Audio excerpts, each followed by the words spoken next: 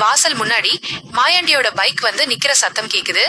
வண்டி நின்னதும் நிக்காம மாயாண்டியும் மீனாட்சியும் ஆத்திரத்தோட வீட்டின் உள்ள நுழையறாங்க.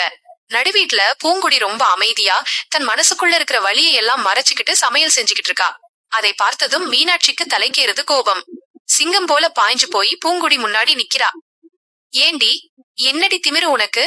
நான் உசிரோட இருக்கிற வரைக்கும் இந்த வீட்டை ரெண்டா ஆக்க விட மாட்டேன்டி. எங்களையெல்லாம் பிரிச்சிடலாம்னு கனவு காண்கிறியா? அது உன்னோட எந்த ஜென்மத்திலையும் நடக்காதுடி. என்னடி நினைச்சுக்கிட்டு இருக்க உன் மனசுல? என் மாமனாரு ரத்தம் சிந்தி கட்டின வீடுடி இது. இதுல வந்து நீ தனி குடித்தனம் நடத்துறியா? உனக்கு அவ்வளவு கொழுப்பு ஆயிடுச்சாடி என்று கத்துறா. பூங்குடி கண்ணுல தண்ணி முட்ட. அத்தை, நான் வேணும்னு பண்ணல அத்தை, எனக்கு வேற வழி தெரியல பேச தொடங்குறா.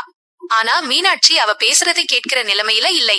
அங்க இருந்த பாத்திரம், பண்டம், காய்கறி, அரிசி தட்டுன்னு கைக்கு கிடைச்சதையெல்லாம் ஆத்திரத்துல அள்ளி அள்ளி தூக்கி எறியறா. எதையுமே இந்த வீட்டுக்குள்ள வைக்க மாட்டேன் டி. எல்லாத்தையும் தூக்கி தெருவுல போடுறேன். கொளுத்தி சாம்பலாக்குறேன் டி. நீ சமைச்சு இங்க யார் திங்க போறா? எல்லாத்தையும் தூக்கி வீசுறேன் டி. ஆத்திரத்தின் உச்சத்தில் இருந்த மீனாட்சி பக்கத்துல இருந்த காய்கறி வெட்டுற கத்தியையும் காய்கறி தட்டையும் சேர்த்து ஆவேசமா தூக்கி வீசுறா. அவள் வீசின வேகம் நிலைதவறி நேரா போய் பூங்குடியின் நெத்தியில பாயுது. ஐயோ ன்னு அலறிக்கிட்டே பூங்குடி தலையை பிடிச்சுக்கிறா. கத்திப்பட்ட இடத்துல இருந்து ரத்தம் பீறிட்டு அடிக்குது. பூங்குடி போட்டிருந்த வெள்ளை சேலையிலும் தரையிலும் ரத்தம் சொட்டு சொட்டா விழுது. வலி தாங்க முடியாம பூங்குடியின் கண்ணெல்லாம் சொருகுது. அத்தைன்னு முணுமுணுத்துக்கிட்டே பூங்குடி சுருண்டு தரை மேலே மயங்கி விழுறா. அப்பதான் உள்ள வந்த மாயாண்டி பூங்குடி ரத்த வெள்ளத்துல கிடக்கிறதை பார்த்து அப்படியே உறைஞ்சு போயிடுறான். பூங்குடி பூங்குடி மானு அலறிக்கிட்டே ஓடி வந்து அவ தலையை தன் மடியில தூக்கி வச்சுக்கிறான். மீனாட்சி, என்னடி காரியம் பண்ணி வச்சிருக்க? ஐயோ, பொண்ணு தலையில இருந்து இவ்வளவு ரத்தம் வருதேடி, என்னடி பண்ணி வச்சிருக்கன்னு மாயாண்டி பதறான். மீனாட்சியும் தான் பண்ணின காரியத்தோட தீவிரத்தை புரிஞ்சுகிட்டு கையெல்லாம் நடுங்க நிக்கிறா. ஐயோ மாமா, நான் வேணும்னு பண்ணல மாமா. கோபத்துல சாமான்களை தூக்கி போட்டேன். அது தெரியாம போய் அவ தலையில பட்டுடுச்சு மாமா. நான் வேணும்னு அடிச்சிருக்க மாட்டேன் மாமா. ஐயோ, எனக்கு பயமா இருக்கு மாமான்னு கதறா. இப்போ எது குடி அழுது தொலைக்கிற? முதல்ல பாப்பாவுக்கு ரத்தம் நிக்கலடி. அழகர் எங்கே? டே அழகர், முதல்ல வண்டியை எடுடா, ஆஸ்பத்திரிக்கு போகணும்டான்னு கத்தின மாயாண்டி பூங்குடியை தூக்கிக்கிட்டு ஆஸ்பத்திரிக்கு ஓடுறான். ஆஸ்பத்திரியோட எமர்ஜென்சி வார்டுல பூங்குடியை சேர்க்கறாங்க. டாக்டருங்க வந்து அவன் நெத்தி காயத்துக்கு தையல் போட்டு கட்டு போடுறாங்க. வெளியே மாயாண்டியும் மீனாட்சியும் பயத்தோடையும் பதற்றத்தோடையும் காத்துக்கிட்டு இருக்காங்க. அப்போ அங்க ஓடி வர்ற அழகர் விஷயத்தை கேட்டு அதிர்ந்து போறான். அம்மா, என்னம்மா ஆச்சு? பூங்குடிக்கு எப்படி அடிபட்டுச்சுன்னு அழகர் கேட்கிறான். மீனாட்சி அழுது கொண்டே, அழகர், என் மேல எந்த தப்பும் இல்லைடா. நான் கோபத்துல சாமான்களை தூக்கி வீசினப்போ தெரியாம கத்தி போய் அவ தலையில பட்டுடுச்சுடா. நான் வேணும்னு அவளை காயப்படுத்தணும்னு நினைக்கலடா என் செல்லமேன்னு புலம்புரை. அழகர் தாயோட கைகளை பிடிச்சுக்கிட்டு, எனக்கு தெரியுமா, நீ வேணும்னு எந்த தப்பும் பண்ண மாட்டேன்னு எனக்கு நல்லா தெரியும். இவ பண்ற வீம்புக்கும் பிடிவாதத்துக்கும் உன்னை கோபப்பட வச்சிருக்கா. அதனாலதான் இப்படி அசம்பாவிதம் நடந்துடுச்சு அம்மாவுக்கு சப்போர்ட்டா பேசுறான். அப்போ அங்கே வர்ற மாயாண்டி மீனாட்சியை பார்த்து கண்டிப்பான குரல்ல, மீனாட்சி, என்னதான் கோபம் இருந்தாலும் நீ இப்படி நடந்துகிட்டது தப்புடி. ஒரு பொம்பளை புள்ள தலையில ரத்தம் வர்ற அளவுக்கு பொருளை தூக்கி வீசுவியா? கொஞ்சம் பொறுமையா எடுத்து சொல்லி இருக்கலாம்லடின்னு திட்டுறான். அதற்கு மீனாட்சி, என்னங்க நீங்க? அவ என்ன சொன்னா கேக்குற ஆளா? மாடம் போல பிடிவாதம் பிடிச்சுக்கிட்டு நிக்கிறவகிட்ட போய் நான் எப்படிங்க பொறுமையா பேச முடியும்? இந்த வீட்டை ரெண்டாக்க அவ பிளான் பண்ணும்போது எனக்கு ரத்தம் கொதிக்குதுங்கன்னு நியாயப்படுத்துறா. கொஞ்ச நேரத்துல டாக்டர் வெளியே வந்து ரொம்ப ரத்தம் போனதாலதான் மயக்கம் அடைஞ்சிருக்காங்க. இப்போ காயத்துக்கு தையல் போட்டாச்சு, ஆபத்து எதுவும் இல்லை. கொஞ்ச நேரத்துல கண் முழிச்சிடுவாங்க. அப்புறம் வீட்டுக்கு கூட்டிக்கிட்டு போகலாம்னு சொல்லிட்டு போறார். மயக்கம் தெளிஞ்ச பூங்குடியை பார்க்க மாயாண்டியும் மீனாட்சியும் உள்ளே போறாங்க. பூங்குடி மெதுவா கண்ணை திறக்கிறா. மாயாண்டி அவ தலையை மெல்ல வருடி கொடுத்து, பூங்குடிம்மா, இப்போ எப்படிதான் இருக்கு? வலி அதிகமா இருக்காமான்னு அன்பா கேட்கிறான். மீனாட்சியும் தயங்கி தயங்கி நிக்க பூங்குடி அவளை பாக்குறா. மீனாட்சி தாழ்ந்த குரல்ல, பூங்குடி, நான் வேணும்னு உன் மேல வீசலடி, தெரியாம பட்டுடுச்சுன்னு சொல்றா. பூங்குடி ரொம்ப அமைதியான குரல்ல, எனக்கு தெரியும் அத்தை, நீங்க வேணும்னு பண்ணலன்னு மட்டும் சொல்றா. அதே நேரத்துல இந்த விஷயம் ராசாத்தியோட காதுக்கு எட்டுது. இதை பயன்படுத்தி குடும்பத்தை கெடுக்கணும்னு அவ சதி திட்டம் போடுறா. நேரா பூங்குடியோட அப்பாவான மஞ்சமலை கிட்ட ஓடுறா.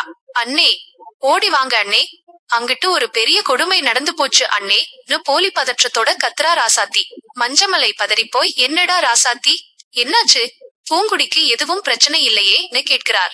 ராசாத்தி தன் நச்சு நாவால பொய்ய சோடிக்க தொடங்குறா. அண்ணே, உனக்கு எதுவும் தெரியாதா?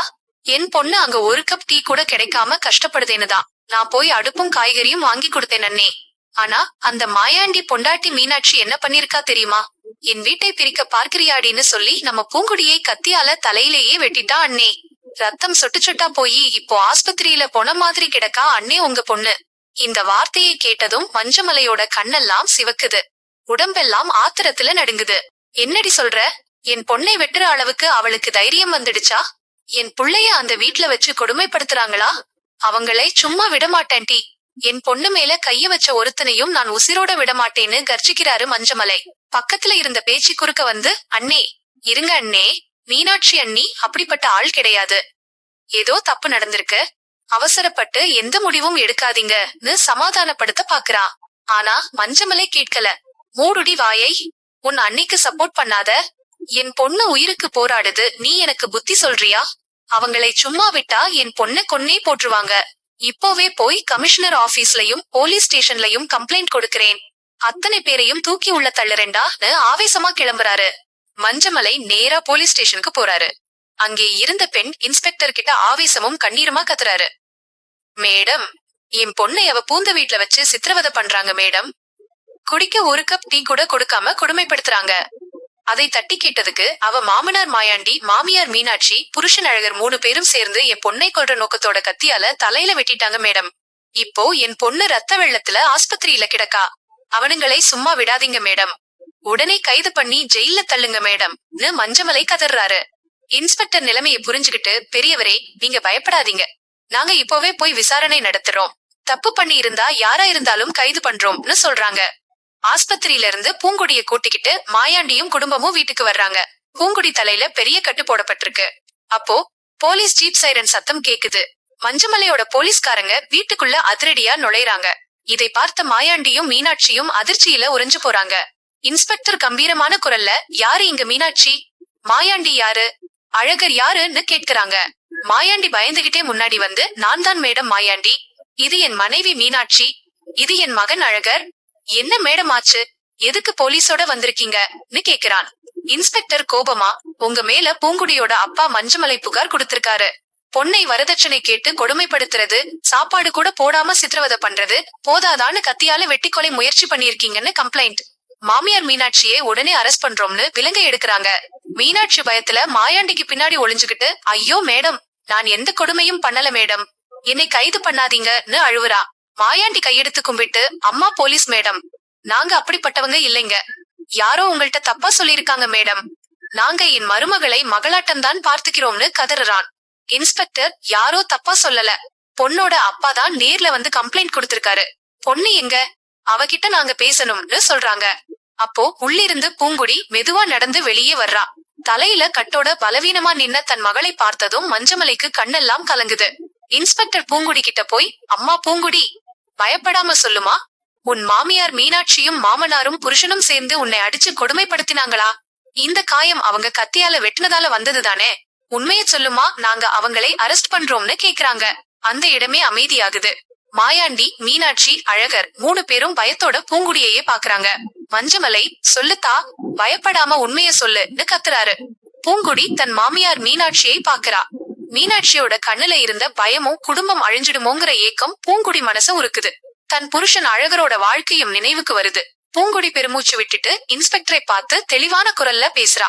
இல்லை மேடம், என்னை இந்த வீட்ல யாரும் கொடுமைப்படுத்தல. இந்த வார்த்தையை கேட்டதும் மஞ்சமலை அதிர்ச்சியில உறைஞ்சு போறாரு. மாயாண்டியும் மீனாட்சியும் திகச்சு நிக்கிறாங்க. இன்ஸ்பெக்டர் குழப்பத்தோட, என்னம்மா சொல்ற? அப்புறம் உன் தலையில எப்படி இவ்வளவு பெரிய காயம் வந்துச்சுன்னு கேக்குறாங்க. பூங்குடி தன் அப்பாவை பார்க்காம இன்ஸ்பெக்டர் கிட்ட, மேடம், இது வீட்ல வேலை பாத்துக்கிட்டு இருக்கும் போது கவனக்குறைவா செவத்துல போய் என் தலை பலமா இடிச்சுக்கிச்சு மேடம், அதனால வந்த காயம்தான் இது. வேணும்னு என்னை யாரும் அடிக்கல, கத்தியாலையும் வெட்டல. என் மாமனாரும் மாமியாரும் என்ன அவங்க சொந்த பொண்ணு மாதிரிதான் பாத்துக்கிறாங்க. யாரும் என்னை சித்திரவதை பண்ணல மேடம்னு பொய் சொல்றா. மஞ்சமலை ஆத்திரத்தின் உச்சத்திற்கே போய், பூங்குடி, என்னத்தா பேசுற நீ? உன்னை மிரட்டி வச்சிருக்காங்களாத்தா? எதுக்குடி பொய் சொல்ற? உன்னை கத்தியால வெட்டினவளை என் கண்ணு முன்னாடி காட்டித்தா, போலீஸ் உனக்கு பாதுகாப்பு தருவாங்கடின்னு கத்துறாரு. பூங்குடி தன் அப்பாவை பார்த்து, இல்லைப்பா, நிஜமாவே என்னை யாரும் எதுவும் பண்ணல, நீங்களா ஏதோ தப்பா நினைச்சுக்கிட்டு போலீஸை கூட்டிட்டு வந்திருக்கீங்க. செவத்துல இடிச்ச காயத்துக்கு எதுக்குப்பா இவ்வளவு பெரிய பிரச்சனை பண்றீங்கன்னு உறுதியா சொல்றா. இன்ஸ்பெக்டர் மஞ்சமலையை பார்த்து கோபமா, என்ன பெரியவரே, பொண்ணு தெளிவா சொல்றா, யாரும் என்னை அடிக்கல, செவத்துல இடிச்சுக்கிட்டேன்னு. நீங்க என்னடானா கொலை முயற்சி, வரதட்சணை கொடுமைன்னு சொல்லி போலீஸோட நேரத்தை வீணடிச்சுக்கிட்டு இருக்கீங்க.